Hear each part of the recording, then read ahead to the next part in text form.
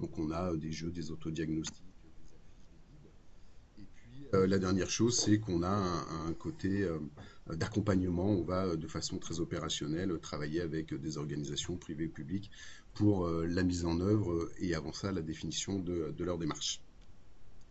Pour commencer sur ces enjeux euh, environnementaux au bureau, bah, je vous ai fait voilà un petit schéma.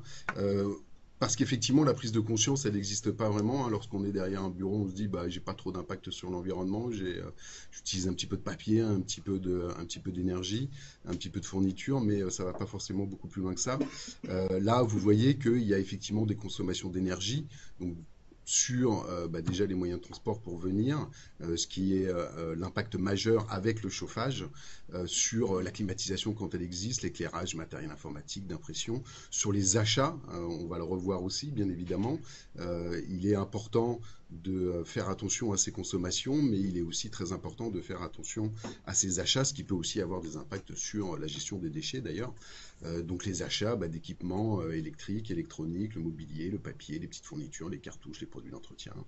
Les consommations d'eau, qui ne sont pas neutres, hein, mine de rien, sur les sanitaires, éventuellement sur des bouteilles d'eau s'il y en a qui sont achetées, sur des espaces verts lorsque ça existe. Et puis ensuite, vous avez aussi des impacts qui vont venir de la restauration des espaces verts. Et les principaux impacts qui vont être induits sont bah, les émissions de gaz à effet de serre, la production de déchets, la production d'eau usée et aussi des polluants qui sont émis. Soit on peut revenir sur de la fabrication des équipements, soit directement par l'utilisation. Pour être très très complet sur ce sujet-là, je vous présente très rapidement, c'est le sommaire. Alors Riposte Verte, je vous ai dit, on accompagne les entreprises. On a plusieurs outils pour le faire. On a notamment le bilan environnemental, qui est le premier outil qu'on a développé à partir de 2006, où on va en fait faire bah, l'état des lieux, des impacts environnementaux, des bonnes pratiques qui sont mises en œuvre ou de ce qui pourrait être amélioré dans un environnement de bureau, que ce soit un immeuble de bureau ou juste 2, 3, 4, 5 bureaux. Il est important dans un premier temps d'étudier la gouvernance environnementale. Bon, si vous êtes labellisé Lucie ou en cours de labellisation Lucie, c'est quelque chose que vous connaissez, hein. La gestion de la démarche, il faut qu'elle soit gouvernée pour qu'elle puisse être pérenne. On va aussi étudier les aspects de communication interne, communication externe, parce que comme toute bonne démarche, qu'elle soit environnementale ou plus largement RSE, ben, il est nécessaire et même obligatoire de la faire connaître pour qu'il puisse y avoir derrière une implication.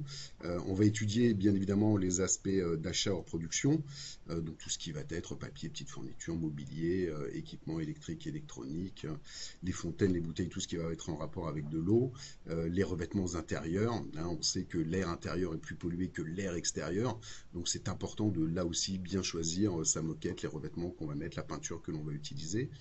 Et puis, on va étudier bah, s'il y a une flotte automobile, par exemple, dans l'entreprise, le type de véhicule qui est utilisé. Ensuite, on va étudier les consommations d'énergie, que ce soit sur le chauffage, la climatisation, la ventilation, l'éclairage, l'informatique, l'impression, le matériel de cuisine lorsqu'il y a un restaurant sur le site.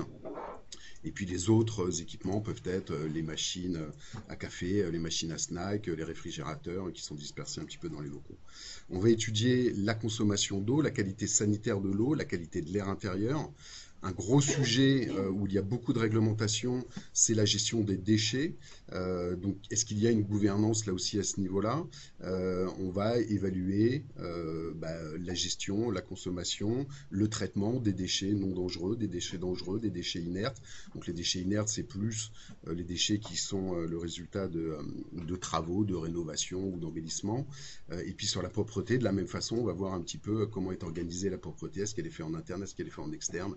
Quels sont les moyens de communication entre les deux structures, quels sont les matériels et les produits qui sont utilisés, parce que on le sait assez peu, hein, on fait en règle générale attention aux produits d'entretien qu'on utilise à la maison, parce qu'on va les respirer puis qu'on les achète. Par contre, nous, lorsqu'on fait des enquêtes, on voit qu'au bureau, une grande majorité de personnes, hein, plus de 80%, ne savent pas quels sont les produits d'entretien qui sont utilisés. Est-ce qu'ils sont nocifs, pas nocifs, biodégradables, naturels ou pas. Et c'est malgré tout important puisque c'est ces produits que vous allez respirer toute la journée. Et enfin, on va étudier la mobilité, les trajets domicile-travail, les déplacements professionnels, le travail à distance, est-ce qu'il y a du télétravail, est-ce qu'il n'y en a pas, comment est-ce qu'il est organisé. Et puis lorsqu'il y a sur le site un restaurant ou que les collaborateurs ont accès à un restaurant d'inter-entreprise externe, on va évaluer là aussi les impacts et les améliorations possibles. Idem sur la biodiversité, puisque là aussi il y a de gros enjeux sur la biodiversité, qui a plus s'appliquer à un site unique, un immeuble qui pourrait être installé dans son entier, mais il y a aussi des préconisations et des choses à faire lorsque vous êtes locataire de quelques bureaux. Et pour les début, juste pour rebondir là-dessus, pour les structures qui sont débutantes, en fait, rien que ce sommaire, ça donne déjà une petite checklist en fait de tous les sujets qui sont à couvrir, et ça permet déjà d'identifier peut-être certains sujets qu'on n'a pas identifiés par soi-même. Donc, c'est C'est le déjà un but. début Le, de le- checklist le pour avancer, but, il quoi. est aussi au travers de. J'imagine que vous êtes un certain nombre à recevoir nos enquêtes, hein. On fait un certain nombre d'études. On a fait la dernière qui était l'enquête déchets. On sait aussi que de poser des questions permet de se poser des questions. C'est-à-dire que lorsque l'on fait ce type d'enquête ou lorsque l'on communique sur c'est pas juste pour faire la promotion des outils que l'on utilise, c'est aussi pour permettre effectivement la prise de conscience et le questionnement. Donc pour commencer à vous faire participer et continuer sur ces enjeux, le papier, la ramette de papier, mais le papier d'une façon générale, est le symbole d'un travail de bureau. C'est 80% des déchets d'une poubelle de bureau, donc ça a des impacts qui sont malgré tout très importants et qui sont très très peu connus. Ce que j'ai voulu faire au travers de ce schéma, de ce visuel, c'est alors déjà de vous faire participer, hein, parce que je sais que rester derrière l'ordinateur et écouter ce que je raconte, ça peut être fastidieux assez rapidement. Donc c'est aussi de comparer les impacts d'une ramette de papier entre sa production issue de fibres vierges, donc où on va utiliser du bois, et du papier recyclé. Donc vous avez là une ramette donc, de la marque Steinbess qui fait 2,5 kg, hein, une ramette de papier, vous le savez pas, c'est 2,5 kg. On n'utilise pas de bois pour pouvoir on voit ma souris ici. Donc, vous voyez ici, on n'utilise pas de bois pour faire du papier recyclé. On va utiliser entre 2,5 et 3 kg de vieux papier. La question que je vous pose, c'est quelle est la quantité de bois nécessaire pour fabriquer une ramette de 2,5 kg de papier. Donc là, à vos claviers, je vais regarder en même temps un petit peu vos réponses. Le but, c'est voilà, de vous faire participer. Puis ensuite, j'espère que ça vous marquera et que vous vous souviendrez de la quantité qu'il est nécessaire pour ça. Sachant qu'on verra toutes les réponses en même temps, Ah, et pas les unes après je les vois autres, pas hein. au fur et à mesure. Non. Zut, désolé alors. Bon, bah alors je vous laisse écrire ça dans un coin et puis vous allez voir quand je vais vous donner les réponses. Ça va être un petit peu la même chose sur la consommation d'eau. Fabriquer du papier consomme énormément d'eau, hein. Pour ceux qui ne savent pas, fabriquer du papier, en gros, pour être schématique, on va prendre un arbre, on va le déchiqueter, on va le mettre dans une cuve, on va mettre beaucoup d'eau, on va mélanger tout ça, on va rajouter un petit peu de produits chimiques. Ça va nous faire une grosse pâte toute blanche que l'on va chauffer, que l'on va affiner et qui vont devenir des grosses bobines de papier. Vous avez peut-être déjà vu des photos, hein, des bobines de papier absolument énormes qui font plusieurs tonnes, qui ensuite vont être coupées pour finir en ramettes de papier. Donc on me dit 20 kg, 25 kg, 3 kg, 15 kg, 50 kg, 5 kg, bon bah, beaucoup de kilos. Et pour la consommation d'eau, c'est un petit peu la même idée. Quelle est la consommation d'eau nécessaire à la fabrication d'une ramette de papier issue de fibres vierges? Donc là, de la même façon, notez ça dans un coin, et puis je vais vous donner les réponses tout de suite après. Pour la consommation d'énergie, bah là je vous fais pas chercher parce que les kilowattheures ça parle à personne. Donc je pourrais vous dire c'est une ampoule qui va brûler pendant 5-10 minutes, mais on sera pas beaucoup plus avancé. Donc ce qui est intéressant de voir, c'est que fabriquer du papier recyclé nécessite 70% d'énergie en moins. Et pour les émissions de CO2, donc là de la même façon, on va économiser 46% sur les émissions de CO2, mais quelle est l'émission de CO2 pour une ramette de papier de 2,5 kg à votre avis? Est-ce que c'est 100 grammes, 200 grammes, 500 grammes, 1 kg, 2 kg, 5 kg, 10 kg de CO2 lorsque vous fabriquez une ramette de papier? Donc notez-le dans un coin et je vous donne la réponse. Et ensuite, Les études montrent que on entend souvent dire, voilà, pour fabriquer du papier, j'ai coupé un arbre. C'est vrai sans être vrai. À votre avis, quel est le pourcentage de coupes de bois dans le monde qui servent à fabriquer du papier? Est-ce que c'est 10%, 20%, 40%, 50, 60, 70? Et la dernière chose qui là aussi est très très peu connue, c'est que l'industrie papetière est très très consommatrice d'énergie. Alors à votre avis, est-ce que c'est la première, la deuxième, la troisième, la quatrième, la septième, la huitième, la dixième industrie la plus consommatrice d'énergie? De la même façon, j'imagine que vous avez un petit peu votre idée en tête, donc je vais vous donner la réponse tout de suite. Vous voyez que pour fabriquer une ramette de papier, il faut à peu près 7,5 kg à 8 kg de bois. Pour la même ramette de 2,5 kg, il faut 130 litres d'eau, alors qu'il va vous falloir 20 litres d'eau pour du papier recyclé. Et pour les émissions de CO2, donc là on est quasiment à 2,5 kg de CO2 pour 2,5 kg de papier. Et encore une fois, ce qu'il est important de retenir là, c'est que l'on va utiliser des vieux papiers à la place du bois, que l'on va consommer 80% d'eau en moins, 70% en moins d'énergie et à peu près la moitié des émissions de gaz à effet de serre. Donc cet achat n'est pas neutre, hein. On peut se dire, voilà, acheter du papier recyclé, ça coûte plus cher. Ça peut coûter effectivement quelques centimes de plus, mais les impacts qui derrière sont évités sont malgré tout très importants. 40% des coupes de bois servent à fabriquer du papier dans le monde, et l'industrie papetière est la cinquième plus grosse consommatrice d'énergie au monde. Donc c'est effectivement beaucoup d'énergie là aussi qui est utilisée. Donc c'est vraiment important d'être conscient de tout ça parce que je pense que pour pouvoir agir et puis sensibiliser aussi ses collaborateurs aux actions, en fait c'est pas le fait d'agir sous la contrainte qui va être efficace, mais plutôt de comprendre quels sont les enjeux, parce qu'une fois qu'on a compris ces enjeux-là et qu'on se responsabilise justement en essayant de diminuer tous ces impacts, une fois qu'on est bien conscient de ça, en général on ne revient pas en arrière. Donc là, par exemple, si je prends un chiffre au hasard, la consommation d'eau, voilà, dans un monde où l'accès à l'eau se raréfie, et même pour nous, ça va devenir un enjeu très très important. 130 litres d'eau sur une rame de papier avec fibre vierge, c'est juste énormissime. Même pour du papier recyclé, ça reste beaucoup. Donc utiliser du papier recyclé, c'est indispensable. Et faire des économies de papier sur ce papier recyclé, c'est également nécessaire. On va le voir un peu plus loin.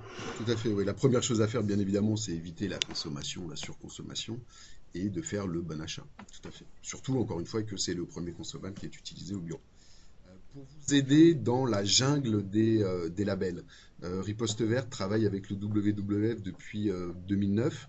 Hein, on a un baromètre qui s'appelle le baromètre PAP 50 où on va étudier la politique papier des grandes organisations publiques et privées. Et on base notre travail sur cette classification des labels que vous pouvez retrouver en ligne. Alors, quelque part sur le site du VVF, mais c'est un petit peu compliqué parce qu'il y a beaucoup de choses. Vous pouvez le retrouver aussi sur le site de Riposte Verte dans la partie études. Lorsque vous allez sur la page du baromètre PAP 50, vous avez un lien qui est tout de suite mis au début de la page et qui vous renvoie vers le papier responsable. Donc là, je ne vais pas rentrer dans le détail, c'est juste, sachez que cette classification existe et qu'elle peut vous aider à faire les bons choix. Ce qu'il est important de voir, c'est que les labels qui ont le moins d'impact sont des labels qui vont certifier l'origine de la fibre et donc mettre en avant le papier recyclé et dans le même temps certifier la production. C'est-à-dire que vous allez coupler une origine de la fibre qui est du papier recyclé avec des modes de production qui sont économes en eau, en énergie. Et là, vous allez avoir l'écolabel européen, donc la petite fleur européenne que tout le monde connaît, qui va vous apporter cette garantie. Donc les meilleurs papiers sont sur du papier recyclé avec un mode de production qui là aussi va être plutôt économe sur les ressources. Donc sachez que ça existe et que c'est je voulais aussi, avant de terminer cette partie en jeu, revenir rapidement sur ce que j'ai appelé la Bible, qui est en fait le référentiel Lucie, hein, puisque si vous êtes là pour une majorité d'entre vous, c'est parce que vous êtes dans cette démarche. Et donc, vous avez un certain nombre d'engagements, notamment l'engagement environnemental, hein, et de principes d'action. Donc, cette démarche environnementale sur votre activité tertiaire, en fait, va pouvoir s'inscrire dans ces principes d'action que ce soit l'item 1, l'item 2, l'item 3. Donc ça va pas forcément être sur l'éco-conception, hein, sur le principe d'action 12, des activités et des services, minimiser les consommations de ressources plutôt, limiter au maximum les pollutions et les nuisances de tout type, ça c'est sûr, et déployer une démarche structurée de protection de l'environnement également. Mais donc ça va faire partie de toute façon de la structuration de votre démarche RSE d'une façon globale. Mais si je reste sur le principe d'action 12, je prends en compte les impacts environnementaux dans les décisions stratégiques, dans la conception des activités. Si vous avez une démarche qui est formalisée, ça peut rentrer dedans, ça appuyer sur les analyses de cycle de vie. Là, je vais y revenir un petit peu plus tard sur la partie achat.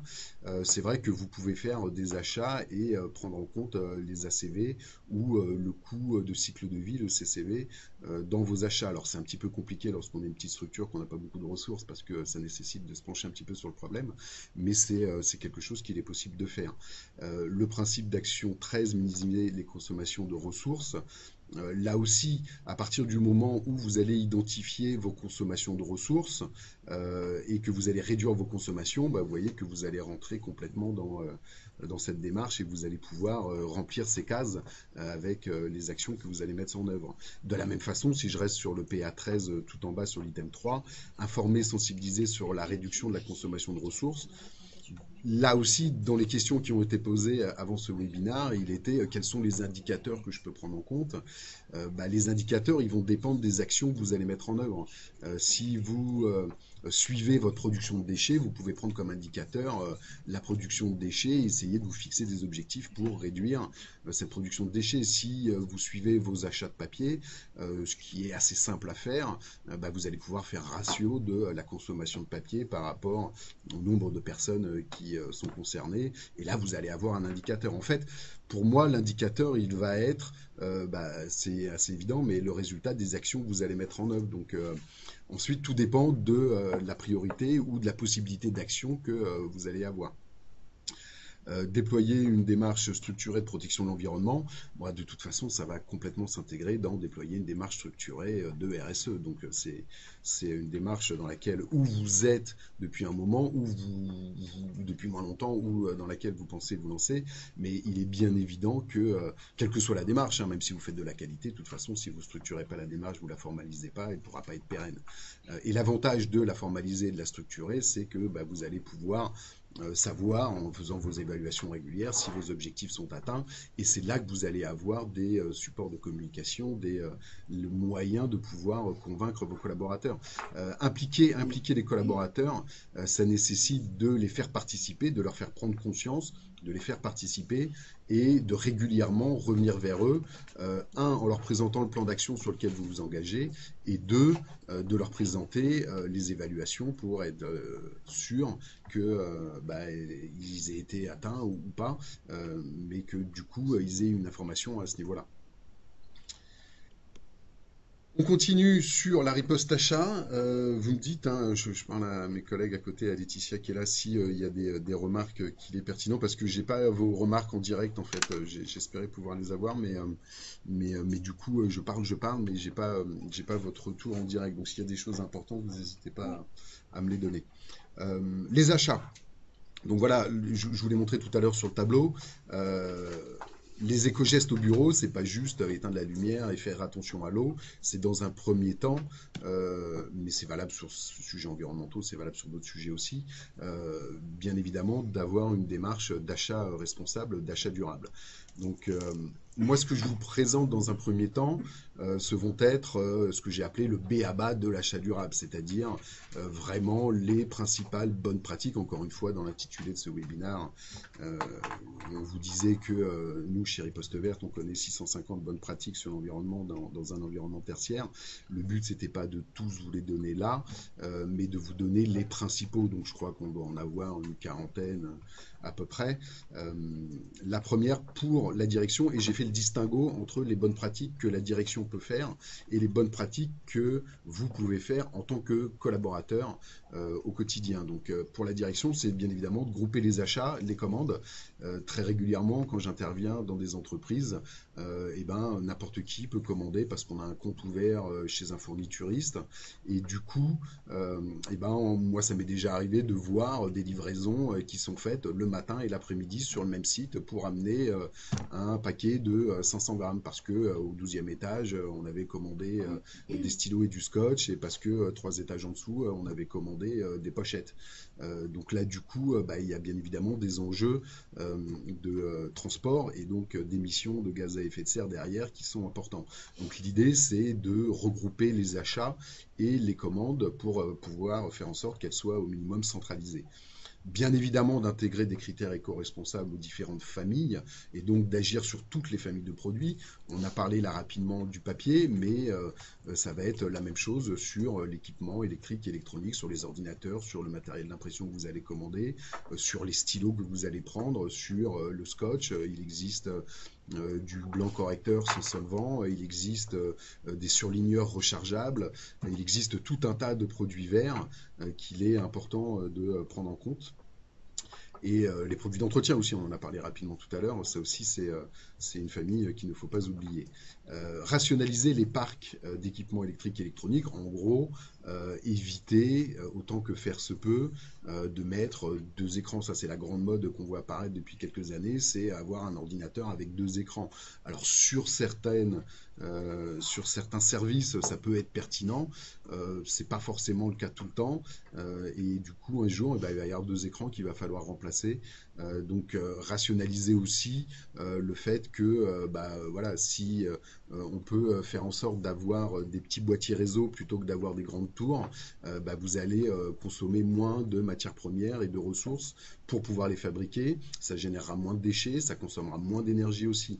Donc n'hésitez pas à remplacer des vieilles tours par des boîtiers réseau ou par des ordinateurs portables aussi. Un ordinateur par personne, dans l'absolu, ça devrait pouvoir suffire. Et pour l'impression aussi, autant que faire se peut, bannir les imprimantes individuelles, même si je sais que dans pas mal d'entreprises, c'est une marque de statut, hein, on est dirigeant d'un service, donc on a son imprimante individuelle dans le bureau, alors qu'à 5 mètres de là, il y a un point d'impression avec un copieur qui peut servir à 20 personnes. Donc bien évidemment, rationaliser aussi les parcs d'impression, parce que là, je vous ai pas mis de slide dessus, mais tout ce qui va être ordinateur et copieur, là aussi, ça a des impacts sur l'environnement qui sont majeurs et qui sont principalement en phase de fabrication. Donc on ne le voit pas lorsqu'on l'achète, hein, la consommation d'énergie, c'est un petit delta. Il y a aussi des impacts bien évidemment au niveau du déchet, mais au niveau de la fabrication, c'est très important. Donc c'est rationaliser le parc d'impression et le faire durer le plus longtemps possible. Ça, c'est aussi valable pour les ordinateurs. Changer son parc d'ordinateurs au bout de 3 ans parce qu'il a été amorti, pour moi, ça n'a pas de sens parce que l'ordinateur continue de fonctionner. Pour faire un petit peu de surf sur Internet ou faire du Word, bah, il peut continuer de l'utiliser, mais parce qu'il est amorti, on va le changer. Même si c'est pour une réutilisation, il n'y a pas pour moi d'intérêt. Et puis, dernière chose, créer un catalogue restreint pour les fournitures. Lorsque vous avez un contrat chez l'IRECO, chez Office Dépôt, quel que soit le fournituriste que vous avez choisi, ça peut être aussi intéressant si vous laissez les collaborateurs ou les assistantes aller faire les achats, bah, d'avoir un catalogue restreint que vous avez travaillé avec votre conseiller et dans lequel vous allez mettre 50%, 60%, voire 100% de produits verts. Et donc tout ce qui sera commandé seront des produits verts, du papier recyclé ou FSC, des stylos en plastique recyclé, je l'ai dit tout à l'heure, des surligneurs rechargeables, etc., etc. Donc ça, c'est aussi un bon moyen d'éviter que l'on commande un petit peu tout et n'importe quoi. Maintenant, pour vous refaire participer un petit peu, à votre avis, quels pourraient être pour les collaborateurs les éco-gestes que vous pouvez faire ou que vos collaborateurs, vos collègues peuvent faire pour avoir un impact sur cet achat durable? J'ai un indice sur la photo. Hein.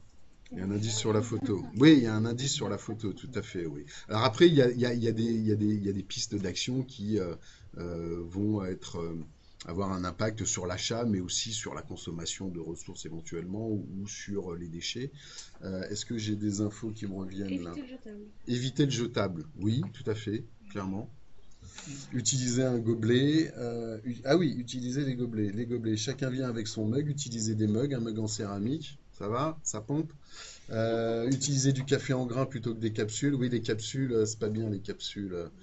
Réutiliser les brouillons, etc., etc. Donc là, de la même façon, vous avez certaines idées en tête.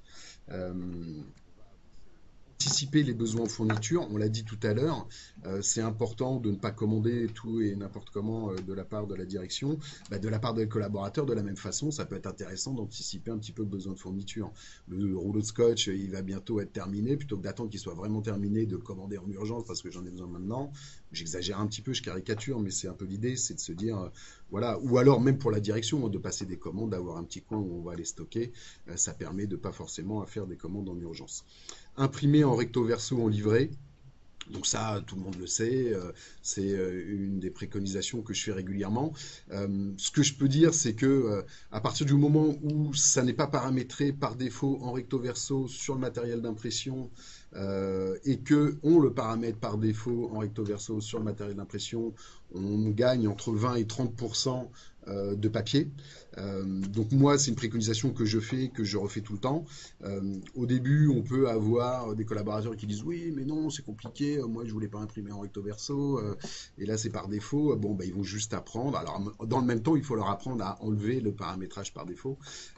Mais je continue de penser que c'est la meilleure solution de le faire. Réutiliser le papier semi-usagé, ça aussi, c'est une évidence et on le fait tous plus ou moins. Quelque chose qui marche très bien et qui peut permettre de faire bouger les réfractaires, c'est de mettre en place la création de blocs ou de cahiers, c'est-à-dire que vous récupérez votre papier semi-usagé, tout ce qui n'est pas confidentiel bien évidemment, et vous allez le relier comme un dossier que vous voudriez relier, et du coup vous pouvez le faire en format A3 si je dis pas de bêtises. A5, pardon, excusez-moi, A5, en demi A4. Vous en faites un cahier, vous mettez sur la première page une feuille avec le logo de l'entreprise, une petite accroche, une petite signature ensemble, agissons pour l'environnement ou la signature que vous avez l'habitude de mettre, ou vous en inventez une. Et du coup, ça permet aux collaborateurs d'avoir ce cahier de brouillon qui peut remplacer déjà l'achat de cahiers ou de bloc-notes et qui vont être utiles en interne et en externe. C'est-à-dire que ça va être aussi un support de communication lorsque vous allez aller en réunion à l'extérieur et que vous allez sortir votre cahier de brouillon avec du coup du papier semi-usagé, bah, vous allez montrer que vous êtes dans ce type de démarche. Donc là aussi, c'est un moyen assez simple de communiquer qui en plus est utile. Et puis bien évidemment, récupérer les fournitures usagées mais encore en bon état, hein, une pochette, un trombone, des papiers que vous pouvez retourner pour pouvoir les réutiliser. Ça mange pas de pain et là, bah, du coup, c'est quand même une pochette en moins, quoi. Et puis, bah, privilégier l'eau en carafe, en gourde ou en verre. Là aussi, c'est pas évident parce que bah, du coup, on se dit, mais qui va laver le verre Donc là, il est important d'avoir une démarche qui soit un petit peu réfléchie, d'essayer de mettre à disposition des collaborateurs le moyen de le faire. Si possible, essayer de le faire faire par l'entreprise de nettoyage. Tout dépend si vous avez une cuisine, pas de cuisine. Parfois, ça se fait, hein, on l'a tous vu dans les toilettes. C'est mieux si c'est organisé et si c'est pris en charge à l'extérieur, au moins on est sûr que ce soit. Dernière chose, donc là c'est peut-être les petits plus, hein, c'est pour aller un petit peu plus loin. Gestion centralisée des principaux achats, ça je l'ai déjà dit tout à l'heure. Choisir les produits reconditionnés et recyclés, là aussi c'est une évidence, mais malgré tout c'est pas forcément fait. Alors ça peut être fait assez facilement sur du matériel informatique, sur du mobilier, que ça soit réutilisé en interne ou acheté en externe, hein. D'ailleurs, moi j'ai des clients qui vont prendre une armoire qui fait 2 mètres de haut et qui vont utiliser un menuisier pour qu'elle soit transformée en deux petites armoires qui vont faire 1 mètre de haut et qu'on va répartir ailleurs dans les bureaux. Ça peut être voilà une réutilisation du mobilier en interne. Dans les critères qui sont à prendre en compte, bah, il y en a plein. Vous pouvez vous référer à des labels. Vous pouvez prendre en compte le coût de cycle de vie, qui va donc être les impacts sur la fabrication, l'utilisation et le traitement en fin de vie. Donc c'est pas là aussi forcément évident sur tous les produits, et surtout si vous êtes une petite TPE, PME et que vous n'avez pas forcément le temps de vous occuper de tout ça. Mais après, il peut y avoir des critères d'éco-conception, de recyclabilité, de démontabilité aussi, hein, que ce soit pour du mobilier, éventuellement pour du matériel informatique, de séparabilité, de durabilité, d'évolutivité, la recharge des cartouches d'impression par exemple, ça c'est quelque chose qui est important, ou la recharge des produits d'entretien. Les produits d'entretien, si vous achetez un bidon de 5 litres, et que vous allez le recharger, bah, en achetant un bidon de 5 litres, vous allez générer moins de déchets que si vous achetez 5 bidons d'un litre. Et puis si en plus vous le rechargez, bah, du coup, vous allez voilà, générer beaucoup moins de déchets. Et puis au niveau du papier, bah, vous pouvez vous référer à la classification de tout à l'heure, mais c'est de choisir un papier responsable sur l'ensemble des papiers que vous allez utiliser.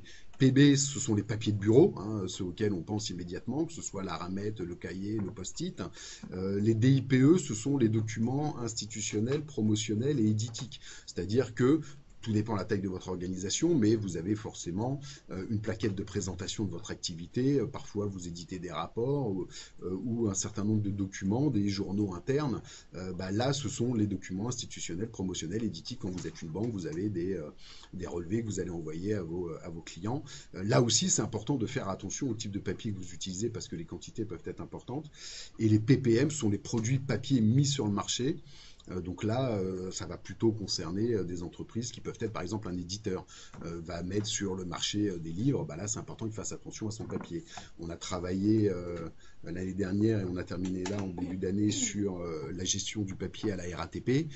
Bah, les produits papier mis sur le marché de la RATP sont les billets ou les plans qui distribuent, qui par ailleurs sont à 100% recyclés. Donc c'est plutôt une bonne chose. Donc voilà, bien penser à j'ai une question, à tous les papiers qui sont consommés. Structure d'entretien des locaux. Quelles structures d'entretien des locaux sont connues pour être vertes, responsables? Bah, je ne peux pas vous donner de nom. Après, ce que vous pouvez rechercher, c'est bah, la reconnaissance d'une démarche. C'est-à-dire que lorsque vous allez choisir un partenaire, bah, vous pouvez déjà vous intéresser à ce qu'il fait, parce qu'il n'est pas forcément nécessaire de faire reconnaître officiellement une démarche, hein, que ce soit une démarche RSE ou une démarche environnementale. Maintenant, vous avez la possibilité de travailler, si ça vous réconforte, avec un partenaire qui est ISO 14001, qui peut être dans une démarche HQE, labellisé Lucie, etc., etc. Donc après, c'est bah, de vous intéresser aux informations qui sont données, éventuellement de vous appuyer effectivement sur une reconnaissance. C'est clair que la reconnaissance, de toute façon, vous apporte une sécurité. Maintenant, je ne peux pas vous donner de nom particulièrement sur ces structures-là. En règle générale, en plus, sur l'entretien, les entreprises, alors les TPE, PME, font appel à des petites structures. Et je ne suis pas nécessairement pour changer de structure pour passer à une structure plus grosse qui serait dans une démarche ISO 14001 ou autre, mais plutôt de faire de la pédagogie. Si vous avez pris une femme de ménage parce que vous la connaissez, qu'elle vient nettoyer vos locaux, bah, c'est de lui apprendre les éco-gestes qu'elle peut faire, mais surtout si c'est elle qui achète les produits d'entretien, bah, de travailler avec elle les produits d'entretien qui sont achetés. J'en ai parlé tout à l'heure, l'écolabel européen, donc pour le papier, là aussi, ça peut être important. Et puis, bah, vous pouvez descendre sur le grammage. Le grammage d'une papier ramette classique, ça va être 80. Vous pouvez déjà descendre à 75 grammes. Il existe aussi des papiers qui sont sous les 75 grammes à voir l'utilisation que vous en faites, mais qui sont utilisables dans toutes les machines copieurs sans aucun souci. Voilà pour l'achat. Sur l'énergie, qu'est-ce qui se passe? Faut que j'accélère? Un petit peu. Un petit peu? Bah oui, je sais. Alors on accélère. On continue, on va jouer un petit peu pour vous réveiller. À votre avis, entre 1980 et 2010, quelle est la variation de la consommation d'énergie dans les bureaux? Est-ce que vous pensez, parce qu'on a du matériel qui se met en veille et qu'on a des LED, on consomme moins d'énergie ou on consomme plus d'énergie? 5%, 10%, 15%, 20%. Notez ça dans un coin, puis je vous donne les réponses après. À votre avis, quelle est la part moyenne du chauffage dans la consommation d'énergie au bureau? Donc là aussi, c'est en France, sur un parc immobilier qui est assez vieillissant, hein, c'est pas dans un immeuble HQE qui a été livré en construction il y a quelques années et qui va consommer 5 ou 10%, ou voire qui va être passif, mais c'est d'une façon générale en France la part de la consommation du chauffage. Idem pour l'éclairage, quelle est la part moyenne de l'éclairage dans la consommation d'énergie au bureau, et pour le matériel bureautique. Donc du coup, quand vous faites le total des trois, vous devez être plus ou moins à 90%. Et puis, vous connaissez tous plus ou moins les capteurs de présence. Donc vous pouvez avoir dans les bureaux des capteurs de présence. Ça peut se trouver dans les sanitaires, ça peut se trouver dans les couloirs. Quelqu'un passe, ça s'allume, il n'y a plus personne, ça s'éteint. Il existe la même chose pour la lumière naturelle. Et donc du coup, la question c'est si vous installez ça dans vos locaux, à votre avis, combien est-ce que vous allez gagner au niveau de la consommation d'énergie? 5%, 10%, 15%. Normalement, je devrais avoir en live vos retours, mais je ne les ai pas. Si je les ai là, 25, 20, 20, 35, ouais, vous êtes bon, vous êtes bon. La variation de la consommation d'énergie dans les bureaux entre 1980 et 2010, c'est 30%. Euh, on ajoute du matériel. On a effectivement beaucoup plus de matériel bureautique, mais même au niveau de la consommation d'énergie sur l'éclairage, on a 30% de consommation d'énergie en plus. Le chauffage, c'est à peu près 50%, hein. Encore une fois, on a un parc immobilier qui est très vieillissant. L'éclairage, c'est 20%, le matériel bureautique, c'est 20%, et le capteur de lumière naturelle, c'est là aussi 20%. Donc l'idée, c'est pas forcément de l'installer du jour au lendemain, mais c'est le jour où vous allez faire des travaux de rénovation, où vous allez changer de locaux et vous installer ailleurs. C'est un petit boîtier qui coûte pas très très cher, qui peut être assez facilement installé, donc à la limite qui peut même être couplé avec un détecteur de présence, hein, c'est idéal. Vous allez pouvoir installer ce genre de capteur et faire de réelles économies. Sur le b.a.-ba de l'énergie au bureau, donc là de la même façon pour la direction, réguler le chauffage et la climatisation au travers d'une GTC, d'une GTB, donc d'une gestion technique centralisée ou d'une gestion technique du bâtiment.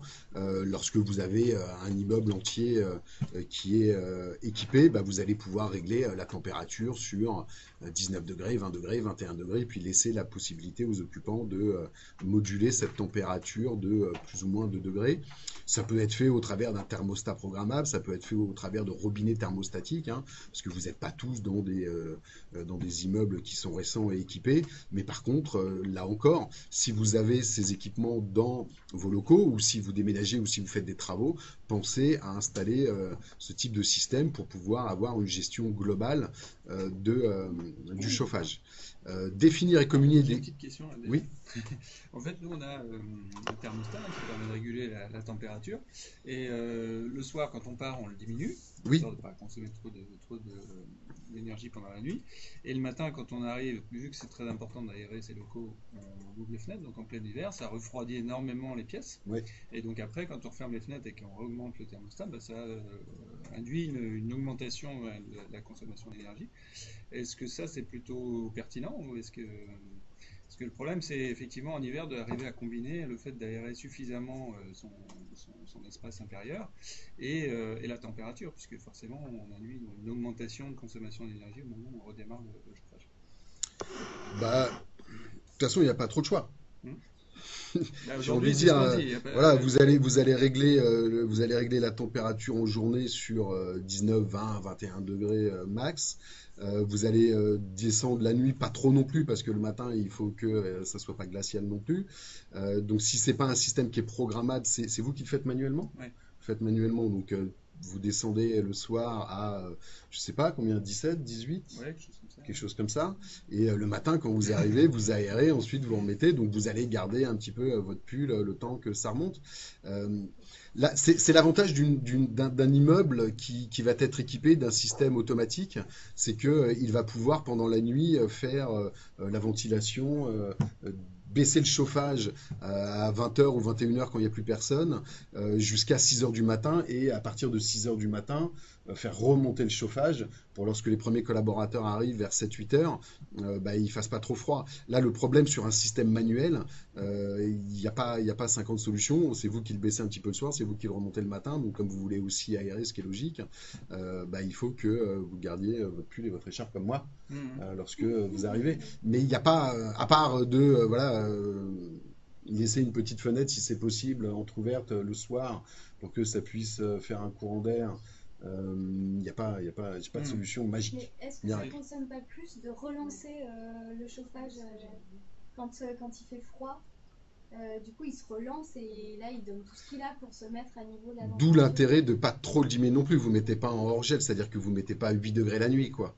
Vous descendez à 17-18 pour que vous n'ayez pas un delta qui soit trop important à récupérer ensuite. C'est ce qu'on Juste va pour une faire. question de confort aussi. Mhm. D'accord. Chez Lucie, je sens que, mais d'une façon générale, les femmes ont un petit peu plus froid. Il y a des diminutions de température qui sont trop importantes le soir. Et donc, du coup, un petit peu de frilosité le matin. À régler en interne, ça. Utiliser des équipements électriques et électroniques économes et paramétrables en mise en veille automatique. Donc ça, voilà, c'est typiquement bah, de paramétrer les mises en veille des ordinateurs, des copieurs, pour que... Alors vous savez que sur un ordinateur, hein, vous avez la mise en veille classique et vous avez la mise en veille prolongée.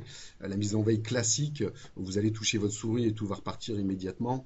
Là, vous n'allez pas avoir véritablement d'économie. La mise en veille prolongée, vous allez avoir un arrêt des disques durs et là, vous allez avoir des économies. Et quand vous allez faire toucher votre clavier, l'ordinateur va repartir. Il va peut-être mettre quelques secondes, enfin, tout dépend s'il est lent ou pas, pour se remettre en route. Mais là, vous avez eu une véritable économie. Donc, mise en veille classique et mise en veille prolongée, à paramétrer les deux. Vous pouvez avoir une mise en veille classique au bout de 5-10 minutes et puis une mise en veille prolongée au bout de 15-20 minutes. Comme ça, si vous oubliez le midi, ça se met en mise en veille prolongée. Si vous oubliez d'éteindre le soir, ça se met en mise en veille prolongée aussi. Installer des nourrices avec interrupteur, là aussi vous pouvez, s'il n'y a pas eu une gestion globale du bâtiment, installer une multiprise, hein, des nourrices c'est les multiprises, sous chaque poste de travail, vous reliez la lampe, vous reliez l'ordinateur, vous reliez tout ce qui peut être électronique et du coup le soir lorsque vous partez, vous l'éteignez, vous êtes sûr qu'il n'y a pas de consommation cachée parce que une tour d'ordinateur qui reste branchée, vous le savez sûrement, va continuer de consommer. Comme la télé à la maison, si vous l'éteignez, vous avez toujours la petite lumière rouge, ça continue de consommer. Euh, Installer des ampoules basse consommation, éviter les échos halo, hein, j'ai vu ça, on vend des échos halogènes. Un halogène, ça reste très très consommateur d'énergie et ça dégage énormément de chaleur aussi. C'est peut-être une solution chez vous, hein, d'installer des échos halo et le matin, paf, vous mettez les halogènes, comme ça permettra de chauffer. Mais une pièce où il y a des halogènes, si déjà la température ambiante est plutôt élevée, bah, elle va rajouter de la chaleur et du coup elle va vous pousser à ouvrir la fenêtre. Donc on évite ces systèmes-là. Comment on Pour peut les- en fait mesurer et valoriser du coup toutes les actions? Parce que du coup, on est pour motiver en fait les personnes, il faut leur montrer, oui, voilà, Alors, Bah, la répète la consommation, question pour que tout le monde entende. oui, alors on me pose la question de savoir comment suivre les consommations d'énergie et valoriser, c'est ça, c'est ça, ouais. les gains éventuels.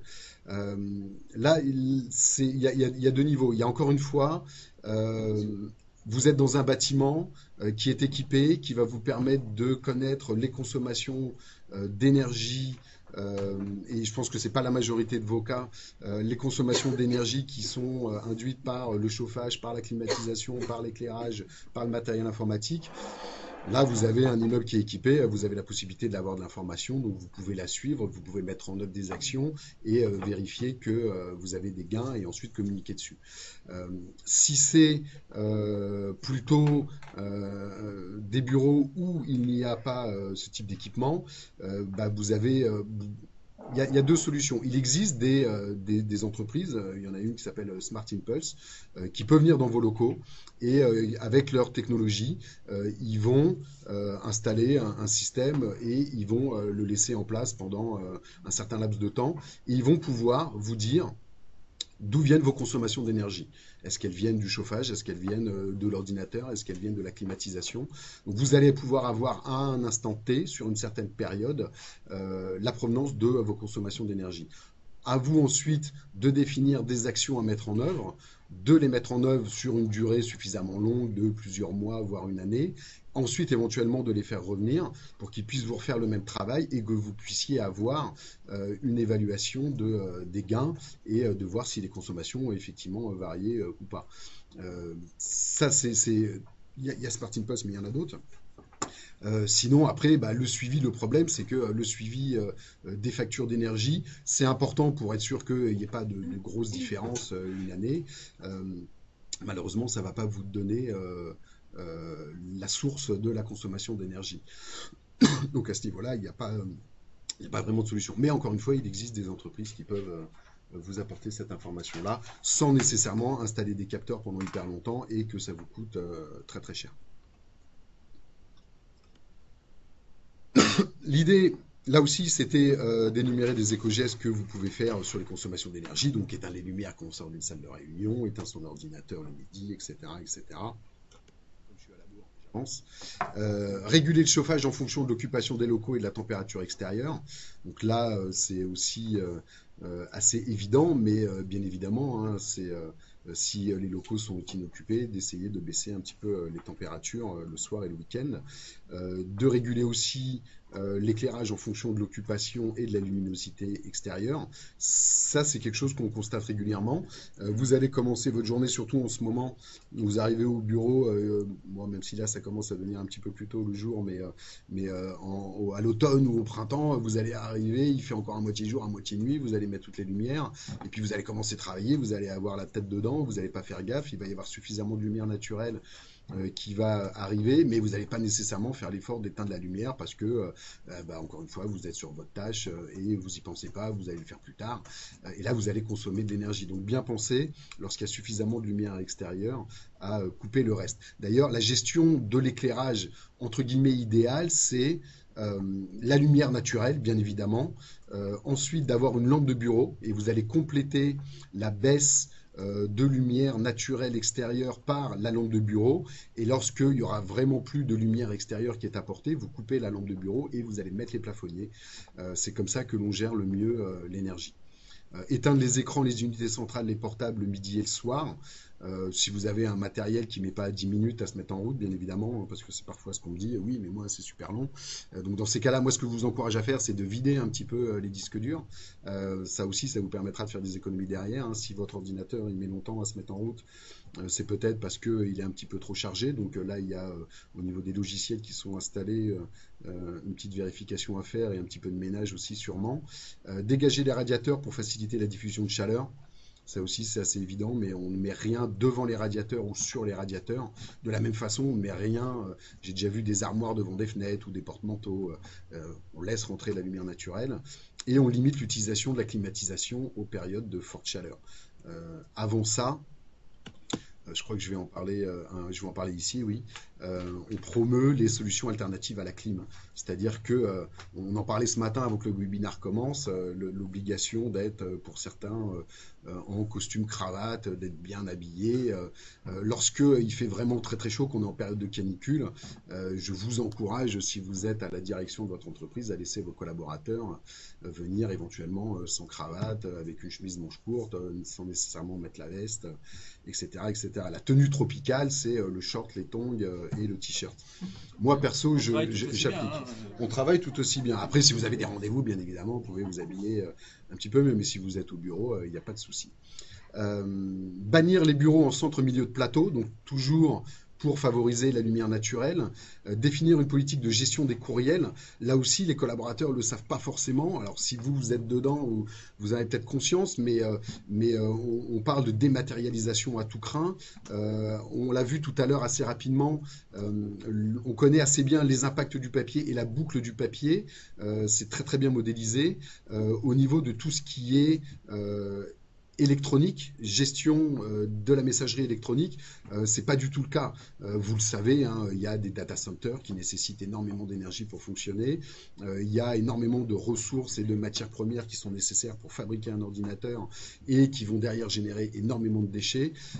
Et ben de la même façon, lorsque vous envoyez un courriel, pensez bien à ne pas nécessairement, lorsque vous répondez à un courriel, à répondre à tout le monde, parce que un, ça intéresse peut-être pas tout le monde, mais deux, ça va générer des impacts derrière pour envoyer votre courriel. Et si en plus vous avez des pièces attachées qui sont très lourdes, ben là les impacts sont démultipliés. Donc il peut être important de sensibiliser vos collaborateurs et éventuellement même de définir une politique de gestion des courriels, limiter l'espace individuel de stockage des données. Là aussi, voilà, vous avez des clients avec lesquels vous ne travaillez plus depuis 2 ans, 3 ans, 4 ans, 5 ans, sans nécessairement tout perdre. Vous pouvez le stocker sur un disque dur externe, mais les dossiers qui sont relatifs à ces clients-là, ils n'ont pas nécessairement besoin d'être accessibles immédiatement par les collaborateurs en réseau. Donc mettez ça sur des disques durs externes qui ne nécessitent pas d'énergie pour le faire tourner, les mettez pas nécessairement dans le cloud, et du coup vous allez là aussi avoir des gains derrière.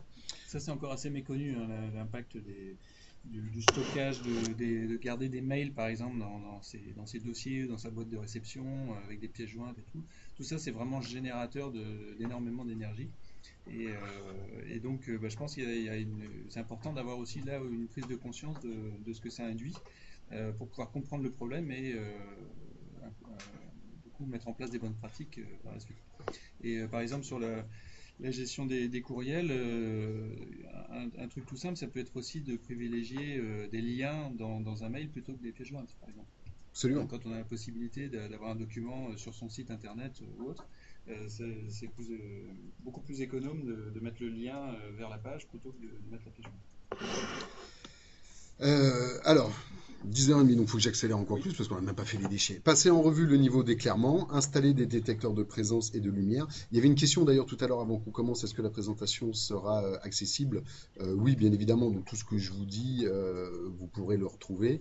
Et s'il y a des choses sur lesquelles je suis passé un petit peu rapidement, vous pourrez aussi les retrouver rapidement. Si c'est possible, ventiler naturellement la nuit, surtout en période de forte chaleur. Il y a une inversion thermique, hein, vous l'avez peut-être vécu à la maison, alors lorsqu'il fait très très chaud en journée, on attend la nuit pour qu'il fasse un petit peu moins chaud. Et donc du coup, si là aussi c'est possible d'avoir une aération des locaux la nuit pour pouvoir rafraîchir les locaux et lorsque la journée suivante va commencer, arriver dans un environnement où il ne fait pas trop chaud. Parce que sinon, vous allez avoir les murs qui, pendant la nuit, vont rendre la chaleur à l'intérieur. Et du coup, il fera toujours chaud quand vous allez revenir le lendemain matin. Programmer les sauvegardes en journée. Moi, j'ai beaucoup d'entreprises qui me disent, bah oui, moi je fais tourner mes ordinateurs, mes serveurs la nuit parce que c'est là que j'ai programmé mes sauvegardes. Autant que faire se peut, les programmer en journée et pouvoir éteindre les serveurs la nuit. Bannir les distributeurs de boissons, de snacks si c'est possible et plutôt privilégier des paniers de fruits frais, etc., etc. Bio si possible. La riposte déchets. Donc là, je voulais vous faire jouer, mais on va être à la bourre, donc je vais vous donner directement les réponses, c'est plus important. Sachez qu'en moyenne, on produit 120 kg de déchets par an et par collaborateur. À mettre en lien ou en rapport en tout cas avec les 350 ou 370 kilos que vous produisez tous et qu'on produit tous à la maison, donc ça vient en plus. On consomme à peu près 69 millions de cartouches. Cartouches laser, cartouches jet d'encre, toner. On en recycle 35% pour les bidons. Les bidons, c'est ce qui sont dans les gros copieurs. On consomme un peu plus de 5 milliards de gobelets. Alors 2,7 plus 2,7, c'est parce que les gobelets de l'eau froide et les gobelets de l'eau chaude de la machine à café et de la fontaine ne sont pas les mêmes. Mais on a un taux de recyclage qui est à peu près de 1%. Donc autant que faire se peut, on bannit les gobelets. On consomme 1,5 milliard de piles par an. Alors pas au bureau là, hein, mais c'est en France d'une façon générale parce qu'on n'a pas les chiffres au bureau. Un taux de recyclage de 35%, on sait tous qu'on peut recycler les piles au supermarché du coin ou au vendeur de photos. Malgré tout, il n'y en a qu'une sur 3 qui est recyclée parce que bien souvent on les met dans un coin, on se dit je vais le faire plus tard, puis quand on y va, on les a pas emmenés, puis le jour où on les revoit et qu'on se dit j'en ai marre de les voir là, on les met dans une poubelle. Les canettes, c'est 58 canettes par an et par personne avec un taux de recyclage de 60%, et les bouteilles plastiques, 200 litres par an et par personne. Ces unités sont en France ou dans le monde? Ces unités sont en France. Encore une fois, à part pour la première ligne, c'est en France d'une façon globale, hein, particulier et professionnel, parce qu'on n'a pas les chiffres de particuliers. Donc, je ne vous rappelle pas, hein, que le plastique, des bouteilles plastiques sont un dérivé de pétrole qui nécessite beaucoup d'énergie pour être transformé, qui émettent aussi pas mal de gaz à effet de serre et qui derrière vont générer des déchets. Même si on recycle le plastique, vaut mieux éviter et avoir du verre. Le b.a.-ba des déchets de bureau pour la direction, mettre en place la collecte sélective de tous les déchets recyclables. C'est une évidence. Alors après, j'entends aussi parfois dire, bah oui, mais j'ai pas la collecte qui vient. Il existe des solutions et même des solutions d'entreprises adaptées, d'entreprises de l'économie sociale et solidaire, qui peuvent, sur Paris, la région parisienne ou même en dehors, vous apporter des solutions. D'ailleurs, j'anticipe, mais il y a une question qui a été posée avant. Quelle est une solution peu coûteuse de gestion des déchets? Une solution peu coûteuse, c'est bien évidemment la collecte de la collectivité, mais si elle n'existe pas, sur la région parisienne, il existe tout un tas d'entreprises. Nous, Riposte Verte, on travaille depuis plusieurs années avec une entreprise qui s'appelle Cèdre. L'avantage, c'est que c'est une entreprise adaptée, donc vous allez aussi pouvoir bénéficier de votre réduction sur la taxe AGFIP. Donc ça va permettre là aussi de diminuer le coût et ils vont venir chercher l'ensemble de vos déchets et ils vont permettre aussi, pour répondre à la question tout à l'heure sur l'énergie, ils vont permettre d'avoir des indicateurs de suivi de la production de déchets puisque tous les déchets qui sont récupérés sont pesés et vous avez un tableau de reporting qui vous est donné tous les mois et donc vous allez pouvoir là impliquer les collaborateurs en leur disant bah voilà la quantité de déchets que l'on produit et les objectifs que l'on se fixe pour y arriver. Privilégier le tri en point d'apport volontaire. Bah, ça va permettre de sensibiliser et on sait que le taux de recyclage est un petit peu supérieur et le taux et la consommation un petit peu inférieure avec ce système-là. Mettre à disposition un stock de carafes et de verre pour l'eau et de mugs et de tasses pour les boissons chaudes. Donc là, encore une fois, hein, tout dépend de votre environnement, de la possibilité que vous avez de le faire, mais c'est beaucoup, beaucoup mieux que les gobelets. Recharger les consommables d'impression, ça c'est assez peu fait.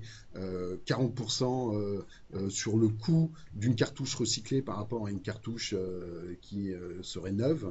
Et du coup, les impacts environnementaux aussi, parce que si vous prenez une cartouche que vous la rechargez plutôt que de la jeter, bah, ça fait un déchet en moins.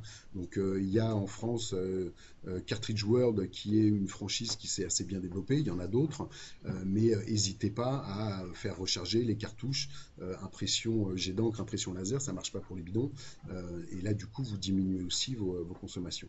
Privilégiez les produits d'entretien naturels, biodégradables, concentrés et rechargeables, j'en ai parlé rapidement tout à l'heure.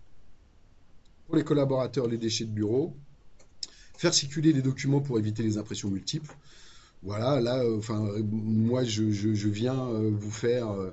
Je fais ça régulièrement lorsque je travaille avec une entreprise. On va faire un bilan et puis on va faire un rapport de bilan et puis on va faire une restitution au comité de pilotage. S'il y a 8 personnes dans le comité de pilotage et qu'il y a 4 services qui sont représentés parce qu'ils sont venus à 2, je vais leur donner 4 rapports et pas 8 rapports parce que je sais que derrière, de toute façon, ils ne vont pas se précipiter nécessairement dessus. Il y en a un qui va pouvoir le lire et puis une fois qu'il l'a lu, il va pouvoir le donner à son collaborateur. Donc, éviter la surimpression si c'est possible, respecter en tant que collaborateur les consignes de tri et recycler tous les produits qui sont recyclables et collectés derrière, bannir la consommation de produits jetables, bannir l'achat de snacks en portions individuelles parce que ça va générer des déchets d'emballage individuels, et puis là aussi refuser les goodies non essentiels ou éco-responsables. Vous allez à un événement, à la fête Lucie, et puis on vous donne une petite clé USB avec le support de ce que vous allez voir qui déjà par ailleurs sera en ligne, donc pas nécessaire de prendre forcément la clé ou je sais pas tout autre goodies qui ne serait pas ou intéressant ou éco-responsable, mais juste de prendre parce qu'on vous le donne et que c'est un cadeau, quoi. Voilà ce que vous pourriez faire. Quel est le prestataire présenté par la collecte? pour la collecte sélective, je n'ai pas entendu. Alors, sur la région parisienne, il y en a plusieurs. Je vous ai cité tout à l'heure Cèdre, mais il y a aussi le Petit Plus, il y a Green Wishes, il y a Trio, d'ailleurs, les deux ont fusionné il n'y a pas longtemps. Voilà, le plus il y a gros en région Élise parisienne, aussi, c'est aussi. Cèdre. Ouais, Sur le reste de la France, il y a effectivement le réseau Élise, qui a débuté dans le Nord et qui maintenant a, j'ai pas suivi ça récemment, mais doit avoir plus ou moins une dizaine d'implantations. Donc si vous êtes une entreprise avec des implantations nationales, ils peuvent aussi à ce niveau-là vous aider. Gaspillage alimentaire. Parce que du coup, quand les collaborateurs viennent au bureau, chacun va chercher son petit truc. Comment est-ce que l'on peut éviter le gaspillage alimentaire, me demande-t-on? Là, encore une fois, tout dépend de la structure, tout dépend de la taille. Est-ce que vous avez un restaurant, pas de restaurant, bien évidemment.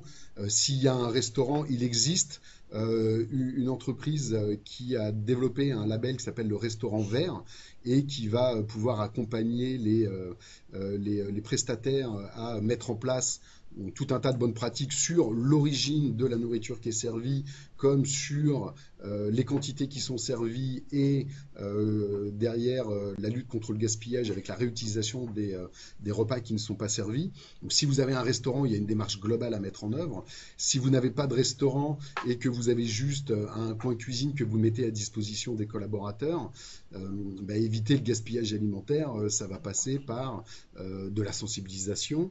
Il y a aussi la possibilité peut-être de les faire aller manger dans un restaurant interentreprise. Il existe, alors après tout dépend si vous êtes une zone d'activité, si vous êtes dans une grande ville ou si vous êtes éloigné un petit peu de tout, mais il existe beaucoup de restaurants interentreprises. Moi j'ai des clients à Paris qui ont sur leur siège un restaurant d'entreprise qu'ils ont ouvert à des entreprises qui sont à côté pour que les collaborateurs puissent venir y manger. Donc peut-être qu'il est possible, si vous êtes dans la direction de chercher autour du site sur lequel vous êtes ou des sites sur lesquels vous êtes implantés des restaurants inter-entreprises. Du coup, ça permettrait aux collaborateurs d'aller manger dans ces endroits-là, de générer peut-être un petit peu moins de déchets, de massifier un petit peu les quantités dans ces restaurants-là. Après, de voir si les restaurants inter-entreprises ont des démarches respectueuses de l'environnement ou pas, et éventuellement de les inciter. Mais sinon, après, au titre individuel, ça va être... Là, encore une fois, le problème, c'est que je vous présente des éco-gestes, je vous présente des solutions, mais tous les sites, toutes les situations, toutes les entreprises sont uniques de par leur fonctionnement, de par la volonté que l'on a d'agir. Donc après, sur le gaspillage alimentaire dans les TPE, PME, où chacun amène sa gamelle, ça va être du bon sens et d'essayer de mettre à disposition des frigos, par exemple, parce que on ne va pas les pousser à aller acheter... au Franprix du coin un plat surgelé qu'ils vont réchauffer au micro-ondes, mais ils vont pouvoir venir avec leur nourriture, la mettre dans un frigo et puis derrière, avec leur tupperware, ramener ça à la maison. Sensibiliser et essayer de faire connaître les bonnes pratiques. Et pour terminer, sur l'organisation des déchets de bureau, alors vous choisissez votre école, que ce soit du tri au poste ou en point d'apport volontaire, vous impliquez les responsables du suivi du tri, ça c'est vraiment un truc hyper important, vous l'avez peut-être déjà vu, ou moi je le vis régulièrement, c'est oui, nous dans les bureaux on trie, mais derrière les femmes de ménage elles récupèrent, elles mettent tout dans le même sac et elles jettent dans la même poubelle. Donc c'est très important que ce que l'on appelle la pré-collecte soit là aussi bien planifié et que vous ayez travaillé avec le prestataire externe, si c'est un prestataire externe, pour être sûr que le geste de tri des collaborateurs soit poursuivi par une collecte sélective. Sinon, le jour où ils s'en rendent compte, ils sont complètement démotivés. On adapte la répartition des équipements au site. On différencie les bornes par déchets. Là aussi, c'est vraiment important, c'est d'avoir sur les poubelles ou un gros logo qui va vous dire la canette, c'est là. Même si ça c'est évident, vous mettez un trou rond, vous mettez une grosse canette en dessin, vous mettez les papiers, etc., parce qu'il faut toujours le rappeler. Et même en faisant ça, vous allez trouver d'autres déchets à l'intérieur, mais malgré tout, il faut le faire. Privilégier un équipement désirable, bien évidemment. Prévoir la la surface nécessaire pour le stockage avant la collecte, privilégier des collecteurs spécialisés, on en a un petit peu parlé, donner des consignes simples et claires, répéter les consignes régulièrement, communiquer les données chiffrées si vous les avez, et puis utiliser des supports en multicanaux, c'est-à-dire que vous allez en parler verbalement, vous allez faire des affichettes, vous allez faire des supports. Il faut vraiment pas hésiter à communiquer de toutes les façons possibles sur ces sujets-là. Voilà. Pour terminer, je vous en ai parlé rapidement. Sur le site de Riposte Verte, vous avez un onglet outils gratuits.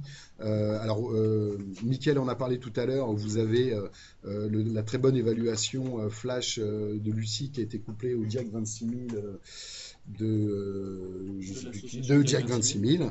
On a nous aussi un diagnostic RSE, un diagnostic environnemental avec un diagnostic papier qui sont mis en ligne et accessibles gratuitement. On a développé aussi un outil de gestion de la mise en marche de la démarche, c'est-à-dire que vous faites votre diagnostic et ensuite vous avez la possibilité de gérer la mise en œuvre des actions. Vous avez des jeux, vous avez des affiches, vous avez des guides, vous avez une vidéo sur les éco-gestes, tout ça en ligne accessible gratuitement, donc n'hésitez pas à les utiliser si vous en avez besoin. Est-ce qu'on fait les questions qui étaient déjà posées ou les questions qui sont posées là? Alors, Laetitia va récupérer les questions que vous posez et je vais rapidement passer sur celle-ci. Comment faire adhérer les collègues? Ça, je vous en ai un petit peu parlé. Il y a pas, les collègues, ils vont adhérer à partir du moment où, 1, ils ont conscience, ou 2, ils sont impliqués, et où 3, ils voient que la direction est elle aussi impliquée et où elle revient régulièrement vers eux avec des informations. C'est-à-dire qu'il faut que vous ayez une démarche qui soit formalisée, qu'en début d'année, vous leur dites voilà le plan d'action sur lequel on s'engage, voilà les objectifs que nous nous fixons, et en fin d'année, vous revenez vers eux et vous leur dites voilà les résultats que nous avons obtenus. Donc, entre les deux, vous pouvez leur faire de la sensibilisation, de rappel des éco-gestes, mais à partir du moment où ils vont voir que vous êtes impliqués et que vous prenez les choses sérieusement et que ça dure, ils vont là aussi pouvoir adhérer à la démarche. Quelles actions dans un contexte de coworking? Alors je vous avoue que je n'ai pas encore fait de bilan d'un espace de coworking. Pour moi, à première vue, à la louche, monsieur, c'est un peu les mêmes, quoi. Dans un espace de coworking, on a des ordinateurs, des imprimantes, on a de l'énergie, on a des déchets. Donc après, peut-être qu'il faut plus répéter les messages, peut-être qu'il faut communiquer. Je sais qu'il y a un gros sujet dans ces espaces-là sur faire vivre la communauté du coworking, enfin de l'espace. Et donc, il y a une personne qui anime, en tout cas, c'est toujours mieux. Donc, idéalement, que cette personne soit bien évidemment au courant des éco-gestes. Alors, il y a plein de choses que l'on peut faire et on ne va pas demander aux coworkers de faire l'effort, mais c'est d'avoir des poubelles qui soient bien identifiées, bien disposées pour qu'ils puissent les utiliser. Il y a un label qui existe d'ailleurs, C21, si je ne dis pas de bêtises, ou C3, non, c'est le label C3 d'Actipol 21, l'association Actipol 21, qui certifie les espaces de coworking. Alors, il y a quelques questions sur la partie environnementale. Il y a d'autres questions sur l'emplacement, les services qui sont proposés. Moi, j'espère travailler avec eux pour renforcer un petit peu cette partie environnementale. Mais il y a un label qui existe depuis 2-3 ans, mené par l'association Actipol 21, et le label, c'est C3. Quelle prestation peu onéreuse pour le recyclage? La moins onéreuse, bien évidemment, c'est la collectivité. Ça ne permet pas de faire le suivi, sinon il y a toutes les entreprises de l'économie sociale et solidaire qui peuvent vous apporter des solutions sur mesure et qui, en plus, encore une fois, vous permettent de limiter la taxe AGFIP. Les indicateurs de suivi, comme je vous l'ai dit tout à l'heure, tout dépend des actions que vous allez mettre en œuvre. Les premiers indicateurs peuvent être sur les achats. Vous allez, quoi qu'il arrive, avoir la possibilité assez facilement de suivre vos achats de papier, par exemple. Donc, vous prenez vos achats de papier sur une année, vous faites le ratio par le nombre de collaborateurs et vous allez avoir votre consommation de papier. Donc, si vous faites ça tous les ans, vous allez pouvoir voir si ça monte ou si ça monte pas. Ou un indicateur peut-être le taux de papier responsable que vous allez acheter. Vous pouvez dire, voilà, moi j'achète pour l'instant pas de papier responsable, l'année prochaine ça va être 50%, l'année d'après ça va être 70%, l'année d'après 100%. Sur la gestion des déchets, tout dépend si on suit ou pas la gestion des déchets, sur la consommation d'énergie, quelle est la finesse du suivi que vous avez. Les indicateurs en fait vont être les différentes actions que vous allez mener. Quelle reconnaissance nationale ou internationale? Alors, il y a une reconnaissance nationale qui existe, qui est très très peu connue et qui est tout à fait adapté aux TPE-PME, peut-être que certains d'entre vous la connaissent, c'est la marque Envol qui a été développée par la CCI France et qui est gérée, portée par AFNOR Certification. Elle est tout à fait adaptée aux petites organisations puisqu'il faut être moins de 50 personnes. Et elle est basée sur l'ISO 14001. En gros, l'ISO 14001 existe découpé en 3 étapes. C'est l'ISO 14005. Et la première étape de cette ISO correspond à la marque Envol. Si vous faites un diagnostic de vos pratiques et que vous lancez un plan d'action environnemental, hein, je parle, vous allez avoir la possibilité de faire reconnaître cette démarche auprès de l'AFNOR. L'avantage, c'est que vous allez avoir un dossier à remplir en ligne, vous allez obtenir la marque pour 5 ans et vous allez avoir une mise à jour du dossier à faire tous les ans avec une visite au cours des 5 années qui est faite sur le site. Donc c'est très très léger, ça coûte 300 ou 350 euros par an et par site, donc ça coûte pas très très cher, et du fait que ce soit porté par, géré par l'AFNOR Certification, ça vous donne une reconnaissance qui est assez facile à obtenir. Après, les autres certifications vont être plutôt de l'ISO 14001, ou vous pouvez aussi avoir une reconnaissance HQE exploitation. Voilà, vous avez la HQE que vous connaissez peut-être, la haute qualité environnementale construction. Quand vous vous baladez, vous voyez des immeubles, on est HQE. Il existe aussi la norme, la certification, pardon, haute qualité environnementale exploitation du bâtiment. C'est-à-dire que vous allez là vraiment faire reconnaître et à l'intérieur, vous allez avoir le bâtiment, la gestion et l'utilisation. Vous pouvez faire reconnaître uniquement l'utilisation que vous faites de vos locaux en HQE. Donc ça aussi, c'est faisable. Par contre, c'est beaucoup plus cher que, par exemple, la reconnaissance en vol. Où trouver la liste des éco-gestes? Vous allez avoir la liste des éco-gestes au travers des slides que je vous donne là. Ensuite, vous pouvez peut-être en trouver un certain nombre en ligne, mais en règle générale, quand vous tapez éco-gestes en ligne, vous allez trouver les 10 à 15 éco-gestes que l'on trouve partout. Nous, c'est notre fonds de commerce, donc on n'a pas mis en ligne les 650 éco-gestes que l'on connaît. Donc venez nous voir. Mais si déjà vous mettez en œuvre tout ce que vous avez là, c'est déjà un très très bon début. Et donc je vais me tourner vers Laetitia pour voir quelles sont les autres questions que vous avez posées. Avez-vous des données chiffrées par catégorie de déchets produits en France, par exemple? Alors, sur les environnements de bureau, on a les papiers. On sait que on va produire environ 75 kilos de papier par an et par collaborateur. Sur les autres déchets, oui, mais je ne les connais pas par cœur. Donc je sais qu'il y a aussi alors s'il y a des personnes ici qui les connaissent ou des personnes qui sont en ligne et qui les connaissent, on peut peut-être les donner. Je sais que c'est quantifié, écologique, par exemple, on travaille avec écologique.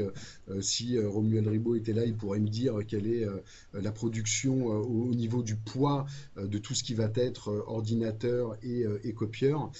Moi, je ne la connais pas par cœur, malheureusement. Ça, on peut les trouver, je pense, c'est public. Sur le site du WWF ou des sources comme ça, je pense. Du WWF, non. Par contre, peut-être plus sur le site d'Écologique. Vous avez donc l'éco-organisme en charge des équipements électriques et électroniques. Vous avez un site grand public écologique, sinon vous avez un site qui s'appelle E-déchets et vous allez trouver de l'information là-dessus. Vous avez Valdelia aussi, qui est l'éco-organisme en charge du mobilier, hein, puisque c'est une obligation réglementaire de recycler son mobilier. Donc vous allez pouvoir trouver de l'information aussi là-dessus.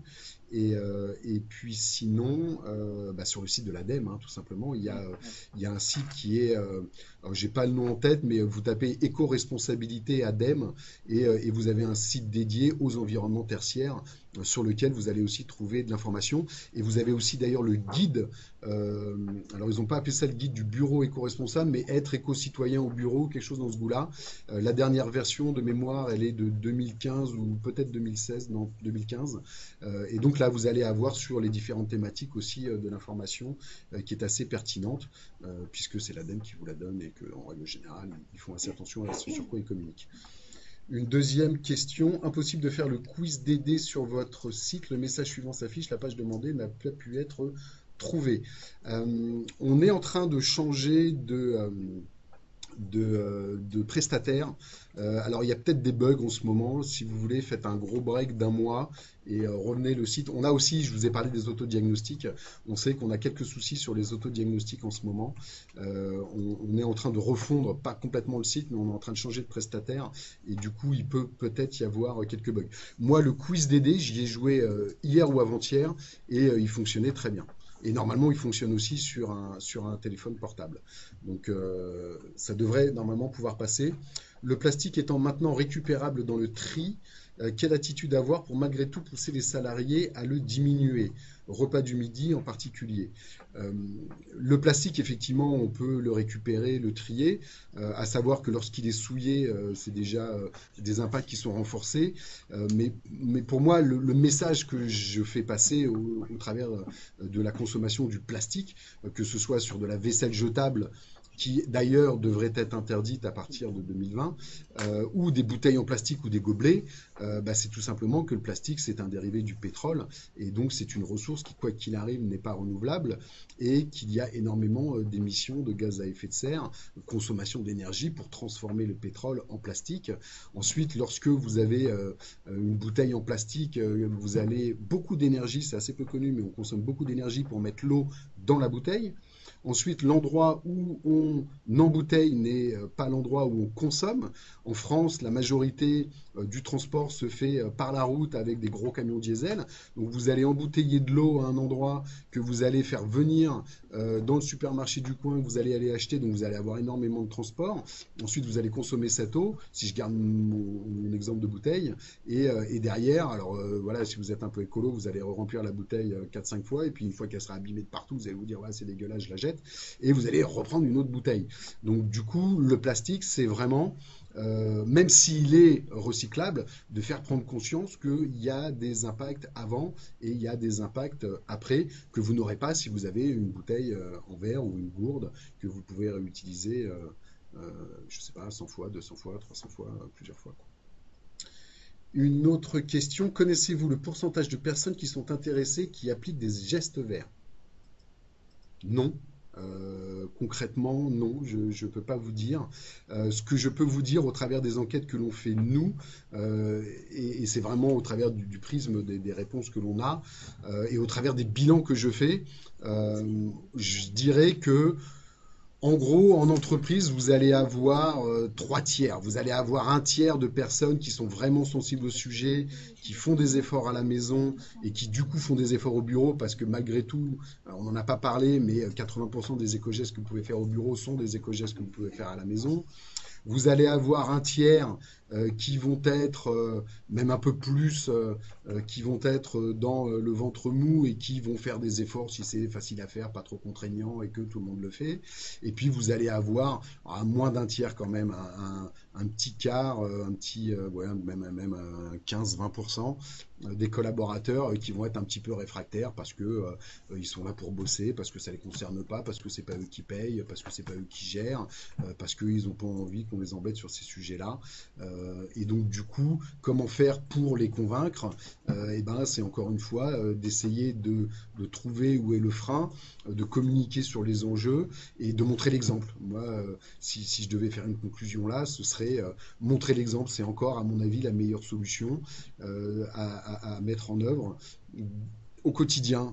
Pas forcément de stigmatiser, si c'est nécessaire, d'imposer. Imposer certaines pratiques, mais surtout que la direction montre l'exemple, en fait. C'est pour moi le meilleur moyen. Et à partir de là, sur le long terme, en lançant une démarche, en la faisant vivre, en appliquant ces éco-gestes au quotidien, c'est pour moi, au travers de mon expérience, ce qui fonctionne encore le mieux. Voilà, je vais repasser la parole. En termes de pratique environnementale, d'une manière générale, hein, il faut toujours avoir à l'esprit le triptyque inversé, hein, éviter, réduire, compenser. Le mieux, c'est d'éviter la consommation de ressources, quelles qu'elles soient. Quand on n'a pas moyen vraiment d'éviter, eh bien de la réduire par tous les moyens. Et là, on a vu des éco-gestes qui permettent de réduire l'impact ou les impacts de nos consommations, de nos actions. Et puis en dernier lieu, bon ça c'est pas valable pour tout, mais il y a possibilité aussi de compenser, par exemple de compenser les émissions de gaz à effet de serre, mais ça doit vraiment être le dernier recours. parce que c'est parfois mis en avant comme des bonnes pratiques, mais la compensation, c'est vraiment le dernier recours et il faut essayer de privilégier vraiment dans les priorités les deux premiers, éviter et réduire. Et ça, c'est valable pour tous les aspects qu'on a couverts aujourd'hui. Alors, est-ce qu'il y a d'autres questions? Alors, peut-être qu'il y a des questions des gens aussi qui sont autour de la table. Oui. Alors qu'on va reformuler parce que ce ne sera pas forcément audible par tout le monde. D'accord. Alors en fait, moi je vais juste savoir par rapport à, dans notre cas actuel, nos collaborateurs travaillent tous en extérieur chez des clients. Donc, certains sont des grands comptes Oui. Et ont adhéré au RSE.